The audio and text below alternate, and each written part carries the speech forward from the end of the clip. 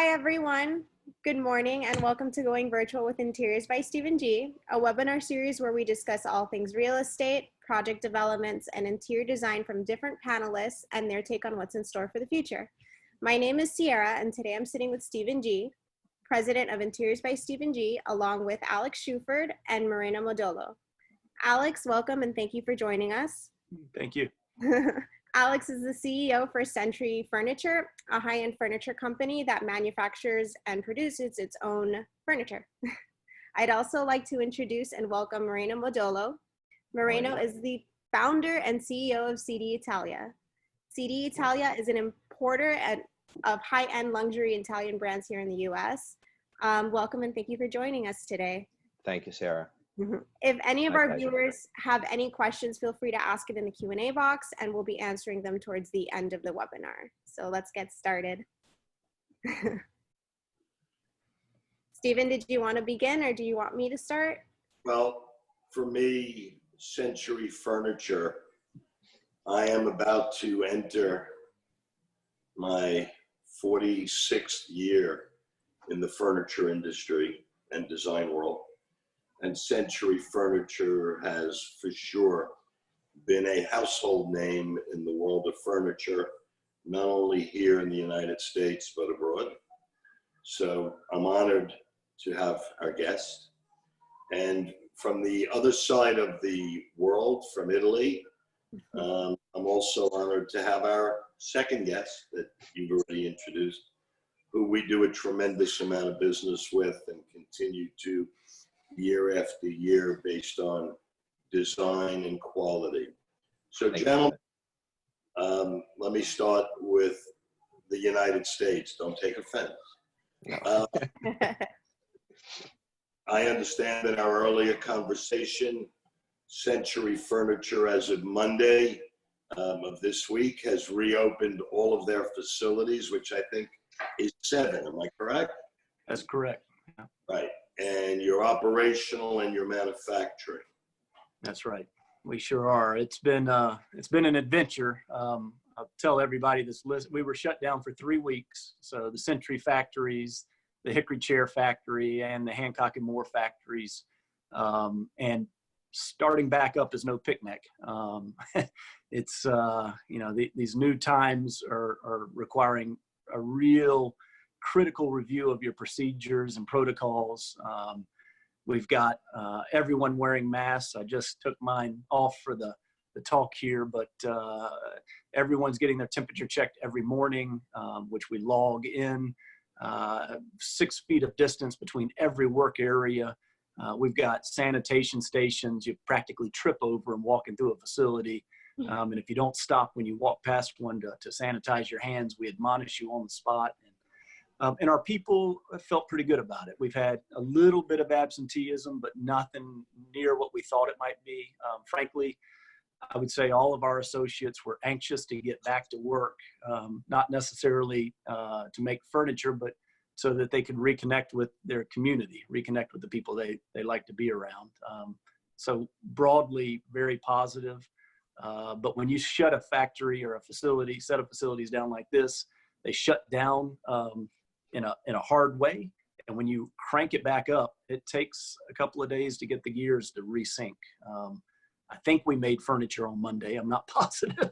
I know we made furniture on Tuesday and Wednesday, though. That's great. It's definitely a changing time, which we'll get to in a little bit. Moreno. Sí. Italy is still mezza mezz. Well, you guys were hit pretty hard. You know how many factories we deal with in Italy. And some are starting to get re-engaged and others are basically saying it's about a week or so away when the government is allowing people to go to work. At the end of the day, the world is a very strange and difficult place right now for everybody in our industry. Nobody knows what the future holds, number one. Nobody knows if people are going to want to start traveling again. Nobody knows really if people are going to continue to be vigilant or not. So we're in a strange time. And we have never closed our doors other than to the public. We have been open. We have about 65% of our team in place, and the rest have been working from home. And that's a whole different world in our industry. You can't be as productive working from home as you could be from under the roof. But we don't want people to be uncomfortable either. You know, the news media is a strange thing. I think somewhere not long ago, they predicted close to 400,000 deaths in the state of Florida. It hasn't even come close. We will get past this. I'm not sure how long it's going to take because nobody has a crystal ball. You speak to doctors and people that are supposedly brilliant professionals. If you speak to 10 different people, you'll get 10 different answers, unfortunately. So we have done the same thing that Century has done. We have cleaning stations everywhere. We have enough masks and hand sanitizer and gloves that we could go on for months and months and months. And for us, the next thing is to prepare for the hurricane seasons. Oh, yeah. So we're going to have a back-to-back, I'm going to call it nightmare, because this has been a nightmare. So for us, as a company, we're deciding how to move forward as a business.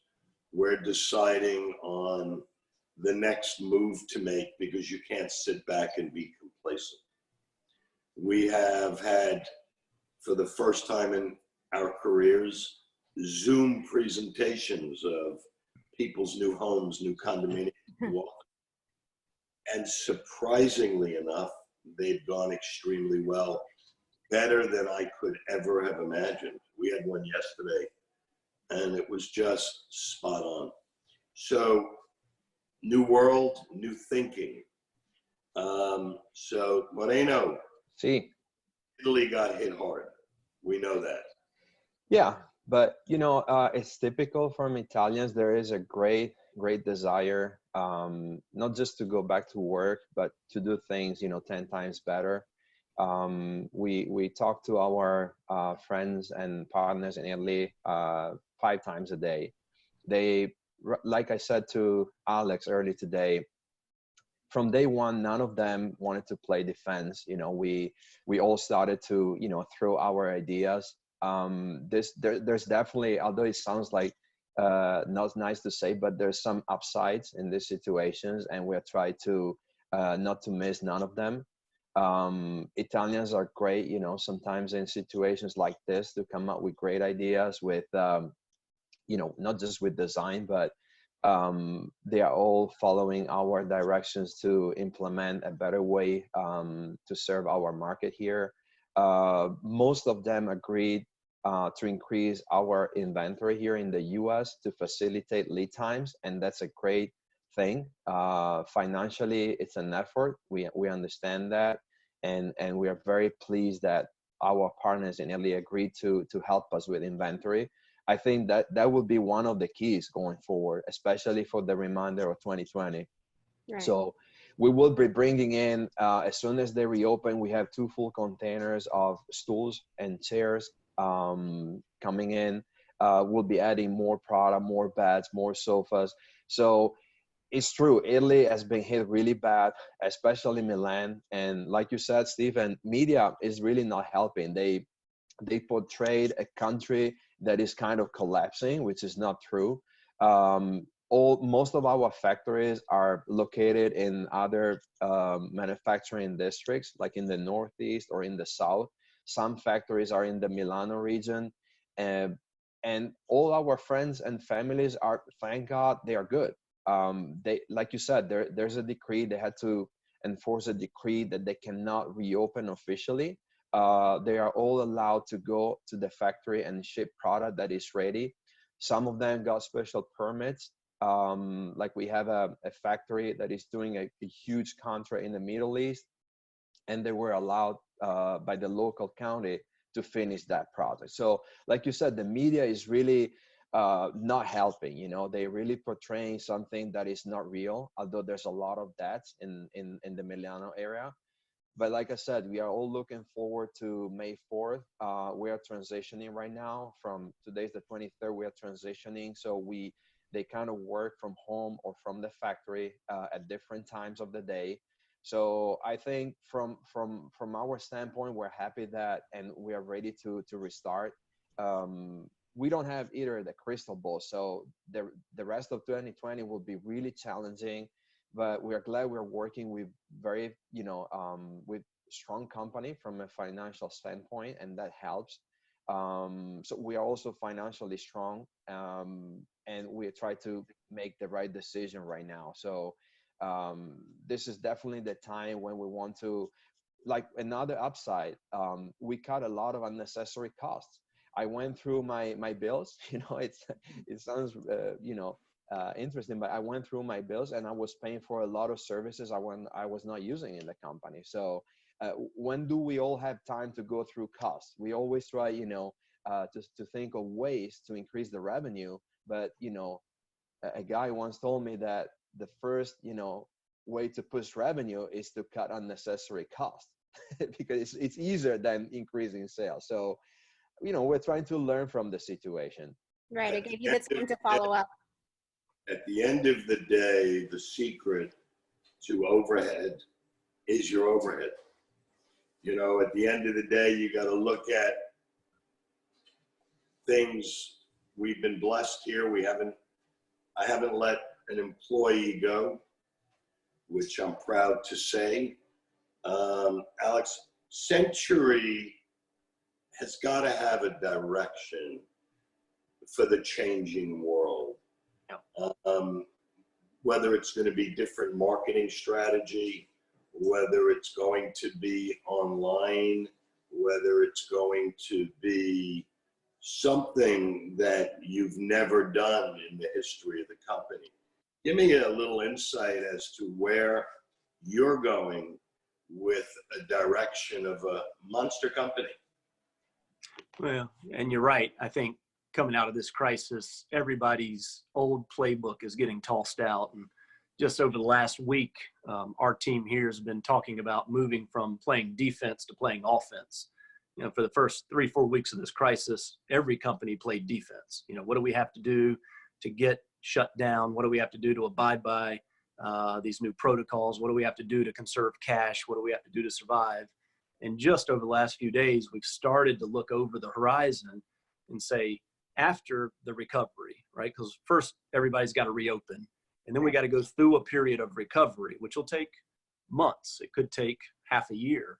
But when we get to the new normal, call it early next year, mid next year, what does the marketplace look like? And we think that companies with robust design businesses are going to succeed better than others coming out of this, that the consumers' buying behavior, their public exposure behavior is going to shift.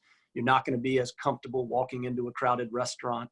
You're not going to be as comfortable maybe out on the weekends visiting stores broadly. And you might prefer to have people come to your house and work with you on a one-on-one basis. And so with that comes a whole different set of tools. How do you equip a designer, say a designer at your firm, with the tools they need to travel light, but to do an effective job? Are those more robust digital tools, iPad apps, video products that really allow the consumer to have an experience beyond just the static one angle shot that most companies have relied on for a long time? The engagement with customers on products. We've unfortunately or fortunately, depending on which side of this you stand, Amazon is excelling in the crisis because they'll bring stuff to your door and you don't have to talk to anybody, right? Introverts everywhere are rejoicing, and Amazon is the ultimate introvert company, right? I don't have to go out. I don't have to interact, so and part of our strategy is how do we fight back against that? How do we encourage people and to access the tools that are out around the country in the form of showrooms and stores. But also we got to be pragmatists. You know, instead of just being hopeful and optimistic, we have to say there is a new reality. More people are going to be more comfortable buying things sight unseen. And so how do we equip our dealers to be part of that value stream? What we've said for years when it comes to internet distribution is we don't want anybody that adds value to get cut from the chain. If you add a link of value, you should still get paid for the value you add. And we've started to sort of energize that strategy. How do we utilize our partners and their distribution, their warehousing, their salespeople, get them equipped to get out of that store into the customer's home? It doesn't negate the value of retail stores. If anything, it makes the retailer rethink the way they staff and then the way they train their staff to be effective. We think a year, 2 years from now, the people that have successfully bridged the gap, the digital and physical gap, are going to be the winners out of this. You know, we have been, and me, I don't sleep much, but around about 2 weeks ago, I have about I think a 35-mile ride from office to home. And every once in a while, I take a different route just to change the monotony of the trip. And I get to a stop sign in an area that I'm familiar with. And on the corner was a furniture/design company with a monster banner going out of business sale.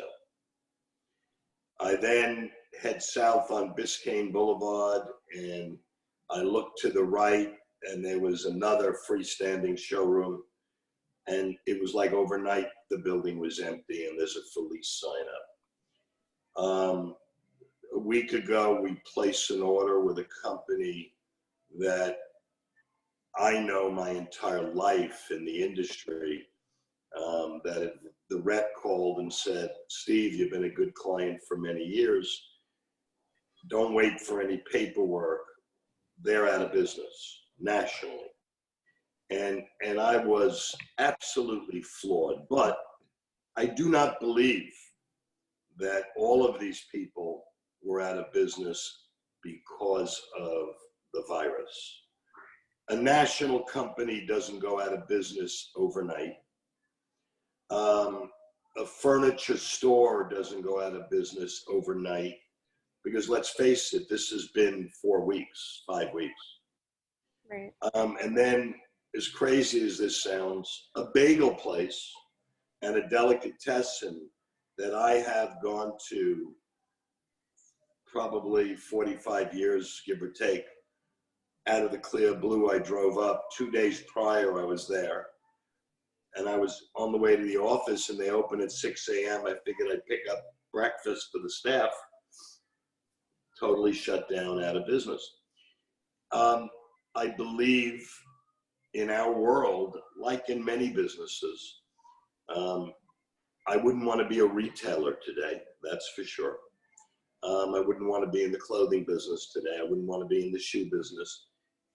I don't know how that's going to play out. But I believe in every aspect of the country and every business, there's going to be less of us around when this is all played out. I spoke to a client and a very dear friend in New York who has many offices and over 2,000 employees. He's been locked down for 5 weeks.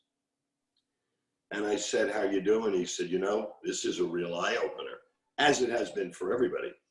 And he said, "We're functioning," and he's in the legal world. He said, "We're functioning as good from home because our technology and our business is very sophisticated."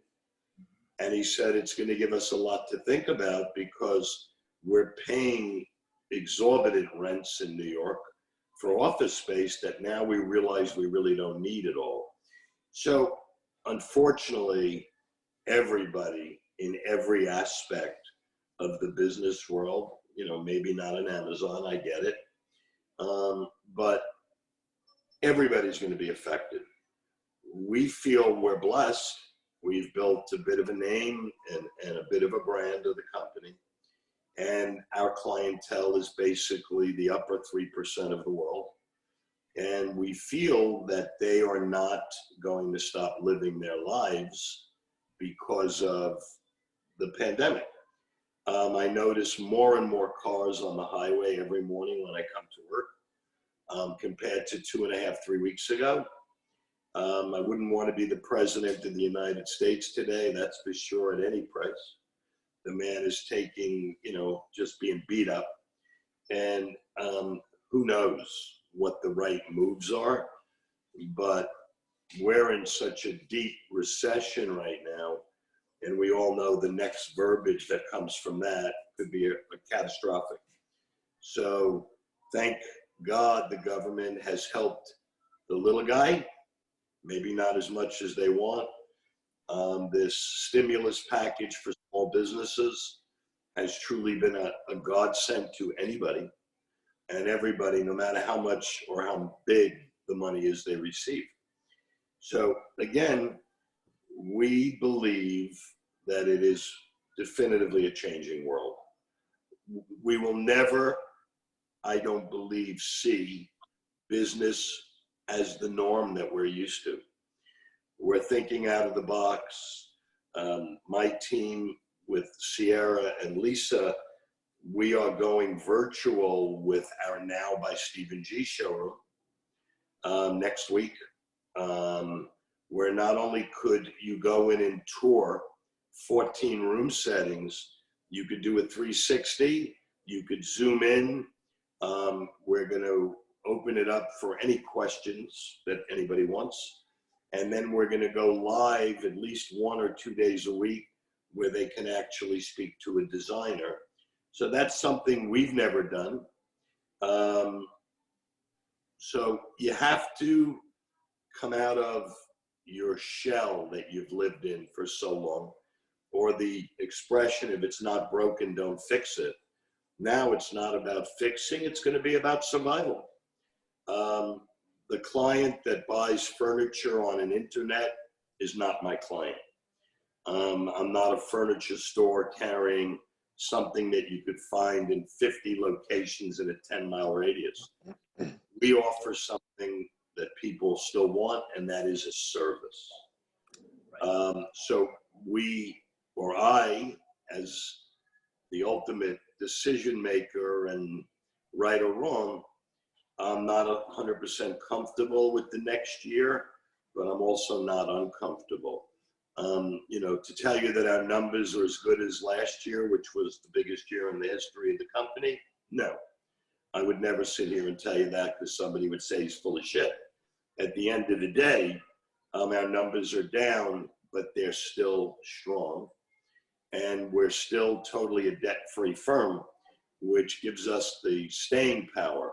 But my biggest question, we're delivering, we're installing. Yesterday, we installed the public spaces of a brand new boutique condo in Fort Lauderdale called 321. We're installing model apartments at Armani Casa, Flatiron, the new Turnberry project. So thank God the warehouse is totally operational as well. But this year, by the time the year comes to a close, and we all know how fast that goes, it's going to be a different landscape in the design and furniture world, I believe, all over the world. It's not just the United States. Italy will be hit. Germany will be hit. England will be hit. There's nobody that's going to go untouched out of this enemy that we're fighting. But the American people, respectfully, are the most resilient people in the world, I believe.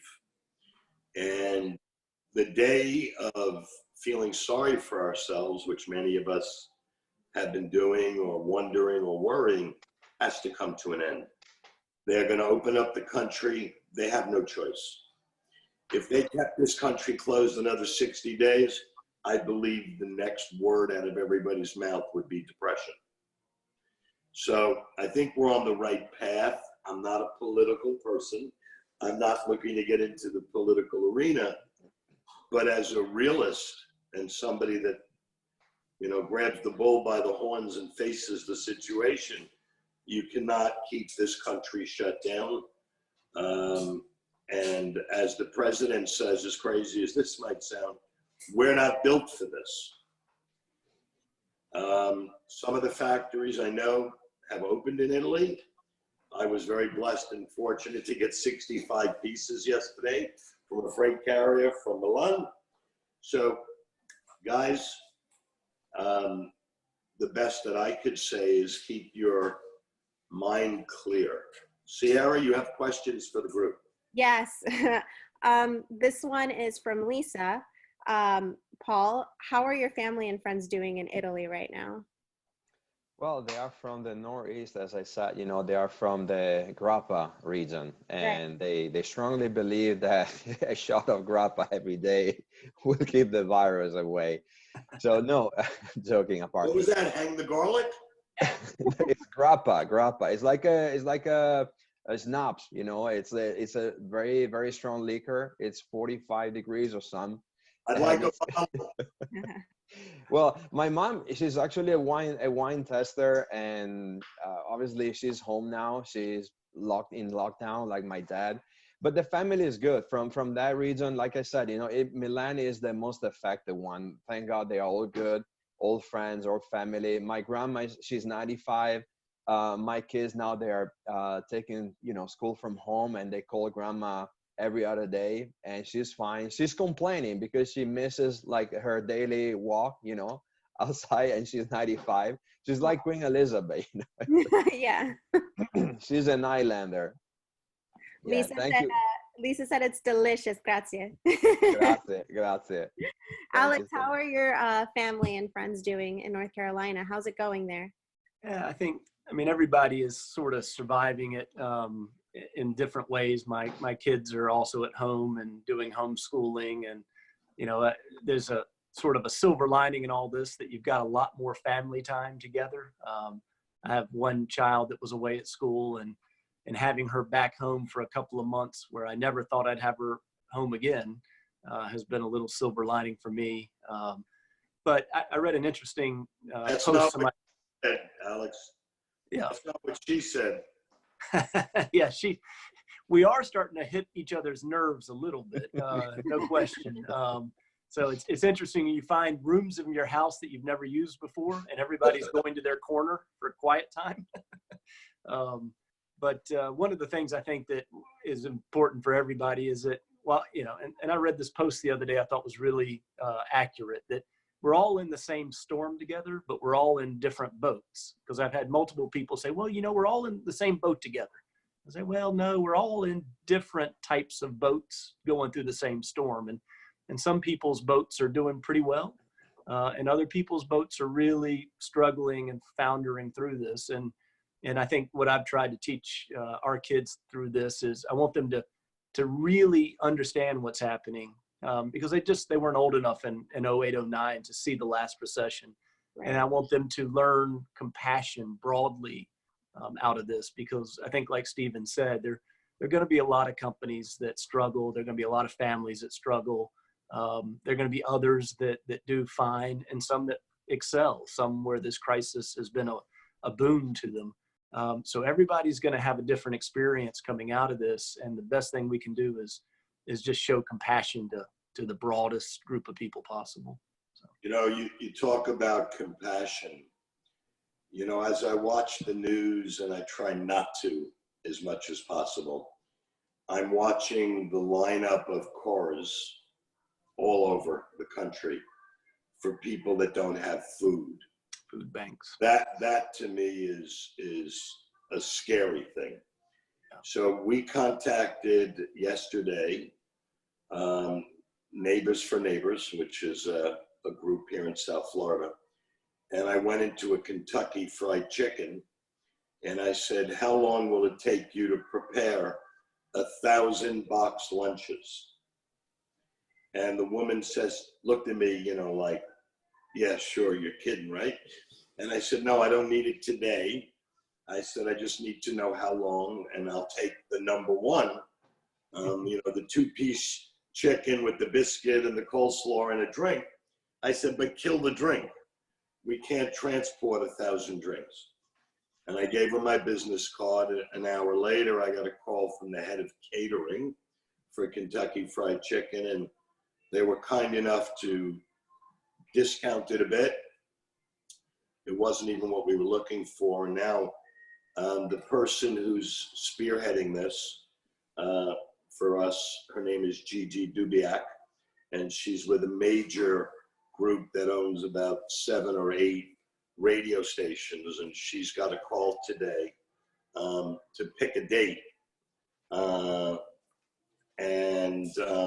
Bottom line, I just got a note from Lisa. She said, let somebody else talk. Maria, I have an issue, Lisa. So in the next week, we will be handing out 1,000 lunches to those that have nothing. So compassion is an amazing word, in good times and bad, but again, it makes us who we are as a great country. So I guess I better stop talking, getting yelled. I actually have a question coming in from Shayna. This is for the group. It was banking off of what you said, Alex, earlier about being at home. Can you speak to the increased importance of home right now? Yeah, well, I think as it pertains to the design industry in particular, I think over the last few years, people have been treating their home more as just a waypoint, just an off-ramp to stop and get something, and then to go back out to dinner, or to go back out to their job, or to go back out to their entertainment. Right. And this shutdown period has caused us to have to live in our homes again, to actually be inside of the walls. And I think it's going to be a good reminder for a lot of people of the value of sort of nesting and having a place that you love. I was laughing the other day a little bit that so many Americans are baking bread now and probably turning their ovens on for the first time, right? They all have, really nice kitchens because we've redone every kitchen, imaginable everywhere, but most people hardly ever use them because they go out to dinner. And now they're rediscovering this joy of cooking for their families and sitting around the counter or the table and partaking in something that they invested their time and energy in producing. And that, I think it's going to be a real interesting trend in sort of re-engaging inside of the house that really bodes well and bodes, I think, for a very good recovery of interior design. That somebody said the other day, you've been sitting on that uncomfortable sofa now for 4 weeks, binge watching Netflix. I bet you when this is over, you're going to want a new sofa. So, no, you're absolutely right. What about you, Moreno?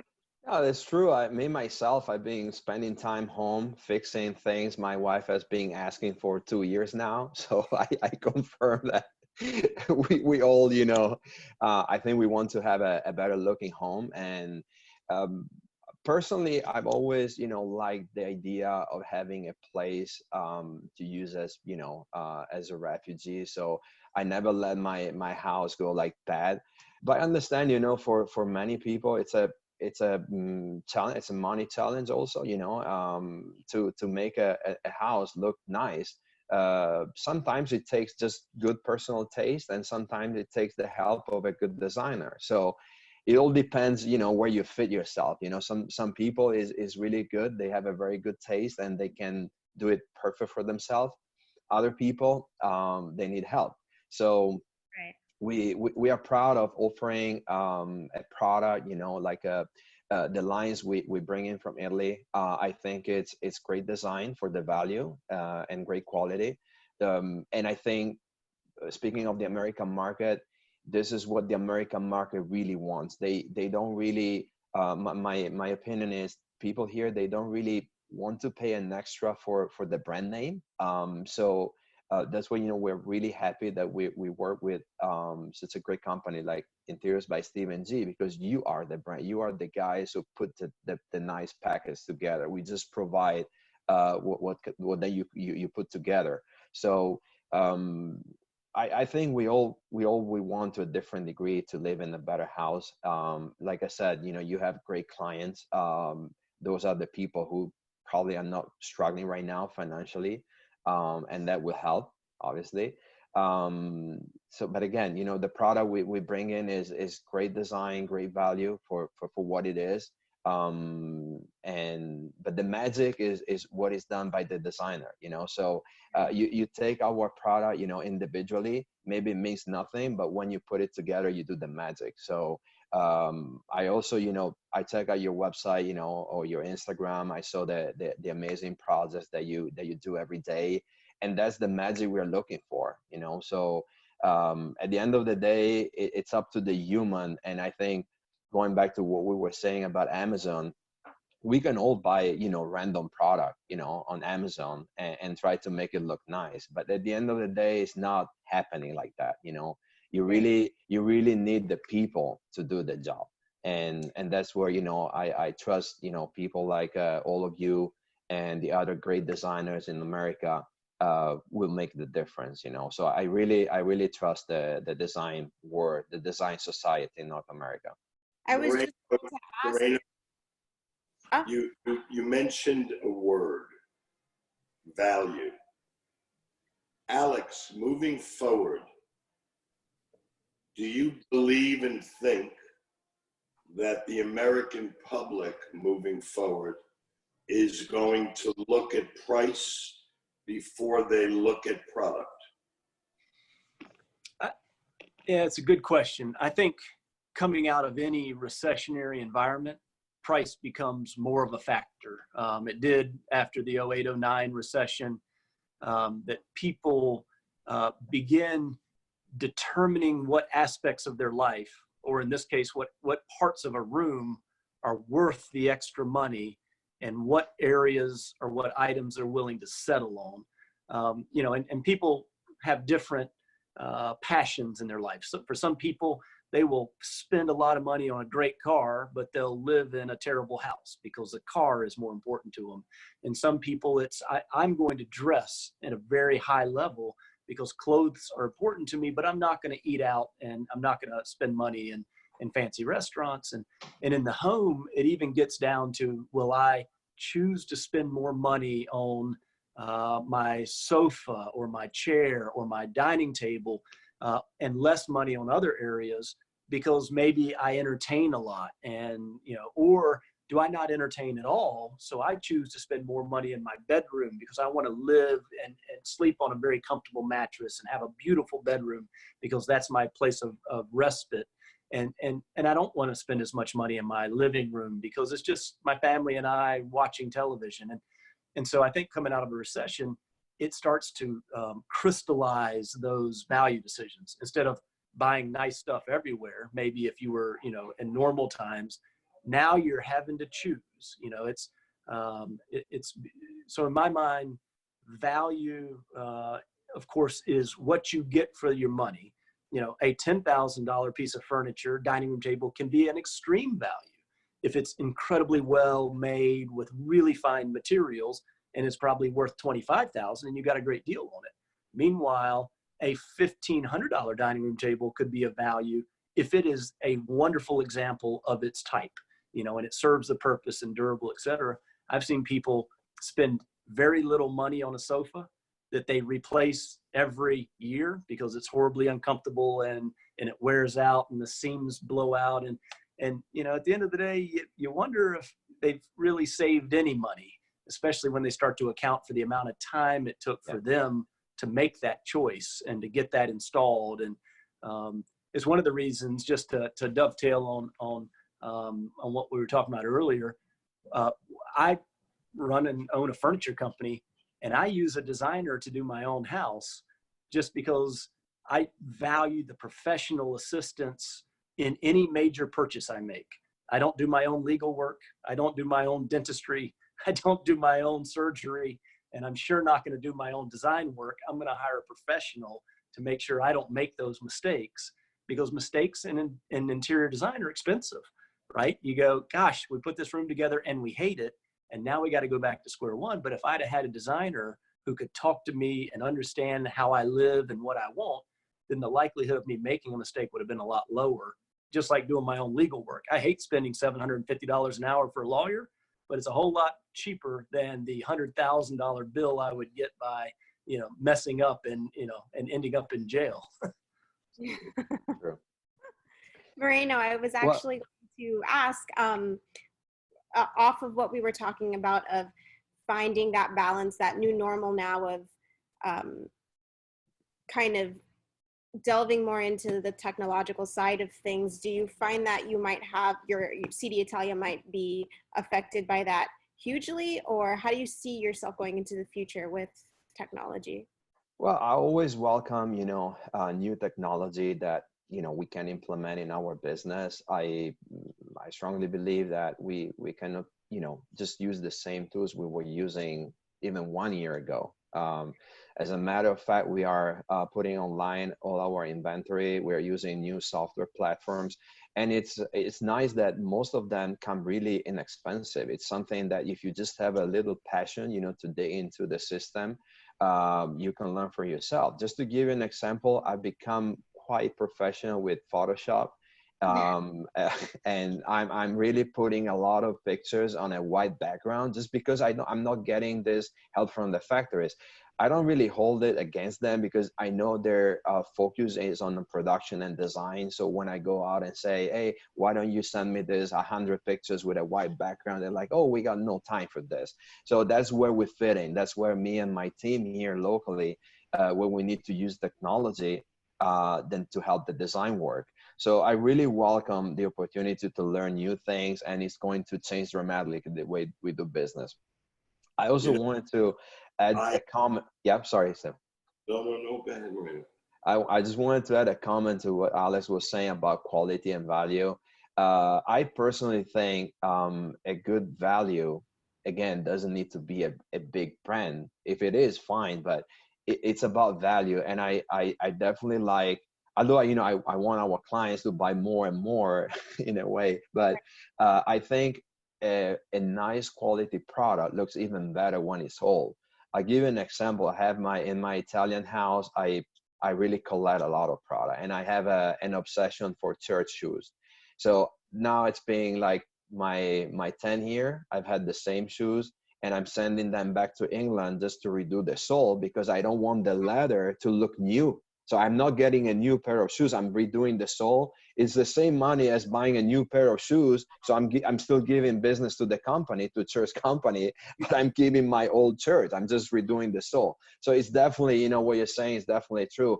If they buy a new, like a product from your company, I think they will love it to the point that even if it's get old, maybe they're sending the sofa back to you to redo, and they still giving you business. So it's phenomenal. Yeah, that as products age, they collect the stories of the life that's happened around them, right? Yeah. That ding right there is when my kid, hit it with their MacBook Pro during the COVID crisis because they were frustrated with online schooling. In 5 years, I can look at that scratch or that ding and remember that. And it's like a great leather jacket, or I love the shoe analogy. I've got the same thing. In America, we love baseball caps. I probably have 75 baseball caps, and I never throw one away because they each have, as they age, they're better. They pick up personality and they take on their own special flavor. Sure. So I love that analogy with shoes. It's perfect. I always say, and keep in mind, I'm the least technical person. I have enough trouble with emails and text messages. I always say, when you look at something online, it's really half the story. You can't sit on the chair. You can't sit on the sofa. You can't open up a drawer of a case piece of furniture. You can't look at the stitching or feel the quality. So I don't get it, but that's me. But here's something that came up in conversation at my home last night. When you're watching the news and you're watching areas of the country start to open up. I personally, and I don't run scared, I don't know that I see myself sitting in a restaurant anytime in the future. I don't see myself going to a movie theater. I don't see myself going to a basketball game or a baseball game or a football game. So the comfort level of our country needs to reorganize. The thought process of the negative needs to turn to a positive. The more negative people are, I believe it hurts everybody. Because you leave a conversation and you say, well, maybe they made some sense. And then an hour later you say, you know what? Screw that. I'm not listening to that person. At the end of the day, it's all about us as individuals, and it's all about us as trying to be positive and strong. I think the mental attitude is so critical to overcoming what has now become a scared society. And I'm not talking about the crazies looking to have a party on the beach. I'm talking about just the normal day-to-day life. You know, my first stop every morning is to Donuts, Dunkin' Donuts. I get my coffee. And, you know, you walk in now, I'm wearing gloves and I'm wearing a mask, and you watch people's reaction when you walk in the door. They're wearing a mask, they're wearing gloves, and they back up or they move out of the way because of the fear of what we're living with. The American public has a need, and we have to come out of that scared mode, because I think it could be detrimental to the entire country coming back to any kind of normalcy. And, you know, again, I know we're coming close to a close, and Sierra knows and Lisa knows me better than most. And I always have to thank the nurses and our first line of defense in this country. They are the real heroes right now. They're the people that have been taken for granted, down to your postman still delivering your mail, down to the delivery people bringing food to your home, the nurses, the doctors, the orderlies, the sanitation workers. Right now, those are the people that need to get our thanks more than anybody. I totally That's agree. true. No question. Well, I think we are done. Thank you guys Oh, for Alex, always a pleasure. Sierra, as always. And guys, we're here for you. Moreno, we're just waiting for the factories to open because I know you. We're ready. And I told them we won't take any more delays. So decree or not decree, we're just, you know, mandating them to reopen next week. But again, it's been like almost a month for them. So now they really is going to stop this now. Like Trump said here, President Trump said here, they cannot just, you know, stay home, continue to stay home. Now they implemented all the safety measures in Italy too. So it makes no sense, you know, all small business is suffering. Moreno, I have one question that just came to mind. Yeah. In Europe and in Italy, you close down for a month in the summer, do you not?